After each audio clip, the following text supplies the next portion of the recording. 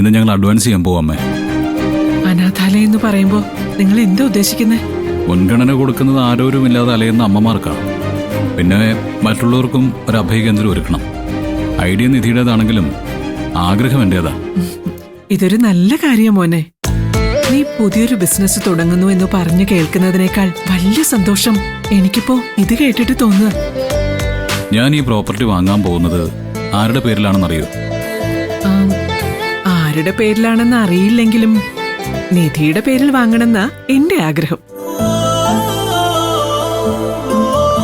അപ്പോ ആ ആഗ്രഹം തെറ്റിയില്ല.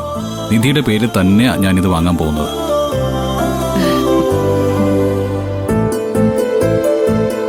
ഇപ്പൊ തന്നെ നമ്മുടെ നിർമ്മലാമ്മയില്ലേ, നിർമ്മലാമ്മയ്ക്ക് അസുഖമായിട്ട് ഹോസ്പിറ്റലില്. ആ നിർമ്മലാമ്മയ്ക്കൊന്നും സ്വന്തം എന്ന് പറയാൻ ആരുമില്ല. ആ അമ്മയുടെ മുഴുവൻ ചികിത്സാ ചെലവുകളും ഞാൻ ഏറ്റെടുക്കും. അവരെ അനാഥാലയത്തിലേക്ക് കൊണ്ടുവരികയും വേണം. വിശദീകരണമൊക്കെ പിന്നീടായാലും പോരെ. മുഹൂർത്തം കഴിയും മുൻപേ അഡ്വാൻസ് കൊടുക്കണ്ടേ അവർക്ക്? വാ ഇറങ്ങാം. ഇറങ്ങാം. വാ.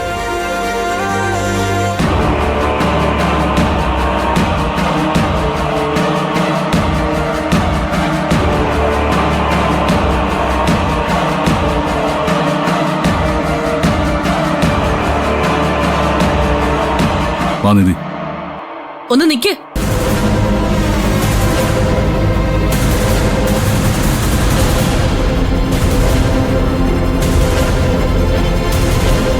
രണ്ടുപേരും കൂടി എങ്ങോട്ടായി പോകുന്നത്? ഏതോ പ്രോപ്പർട്ടി വാങ്ങുന്നതിനെ കുറിച്ചോ 10 ലക്ഷം രൂപ അഡ്വാൻസ് വാങ്ങുന്നതിനെ കുറിച്ചോ ഒക്കെ പറയുന്നത് കേട്ടല്ലോ. എന്താ കാര്യം? ഞങ്ങളൊരു അനാഥാലയം ആരംഭിക്കാൻ പ്ലാൻ ചെയ്യുന്നുണ്ട്.